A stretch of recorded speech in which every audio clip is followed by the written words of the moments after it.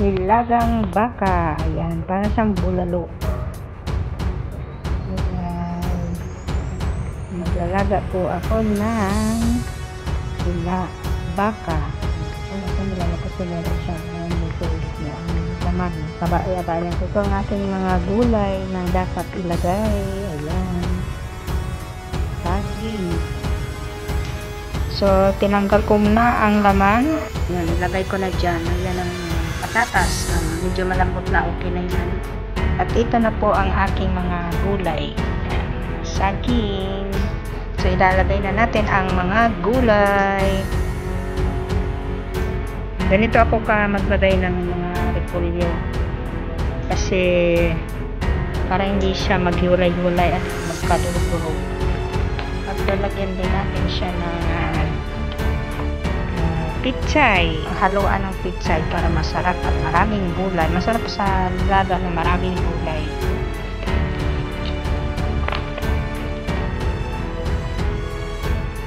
Ihuhuli natin yung pitsay kasi madali siyang maluto. May beef cube yan. Guys, may beef cube. At saka pamintang durog para siya ay magiging mabango ang inyong nilagang baka. Ilalagay na rin natin yung ating saba. Yan. Yun. So, diba? Maraming gulay. Marami kang makain. Ang masarap to pag ang sausawan mo ay patis na may sili. Yan. So, mamaya na lang. Mamaya ko na lang sa inyo mga kamix dyan para makita nyo kung gaano kasarap ang aking nilagang baka. Sana please support my YouTube channel at sa aking pipipid sa Ginmix and Abinido Kamix TV. So yan na, ilalagay na rin natin ang ating pitsay. Yan, kasi medyo luto na siya. So, lalagyan na natin ang ating pitsay.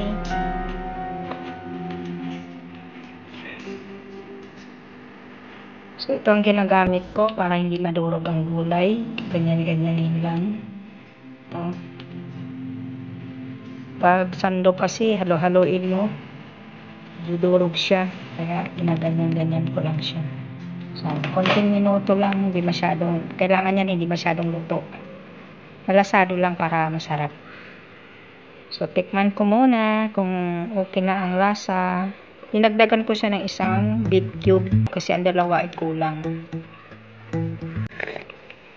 Wow. Sarap. Mapapawaw ka talaga. Yan, sobrang lambot yung aking baka. Nilagay ko na dyan para hindi siya madurog. Ayan, pinatay ko na kasi maaano na siya. Ma-overcook na siya. Kailangan green pa yung gulay. Mga kamix, comment ka ba?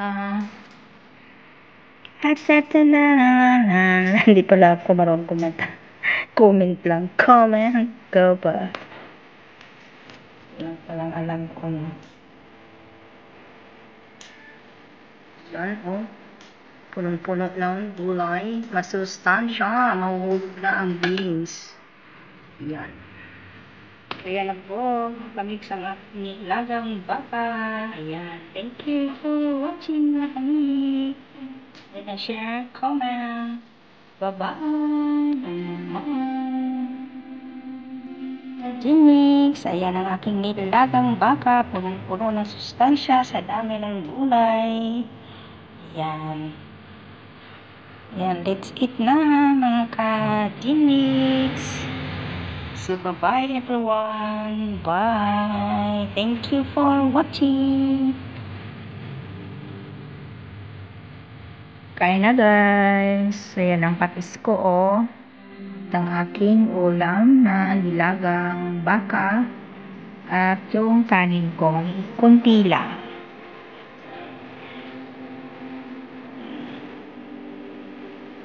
At ang aking tsara ay maliit din. Kasing liit ko. Yan. Kutsarita lang ako gumamit. At ang aking ulam. So, thank you for watching. Sabi nila, pag maliit lang ginagamit, para daw maliit lang binugasan.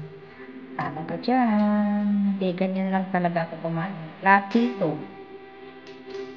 Para sukat ang kain. So, thank you for watching mga kamigs. Bye-bye. Wawawa.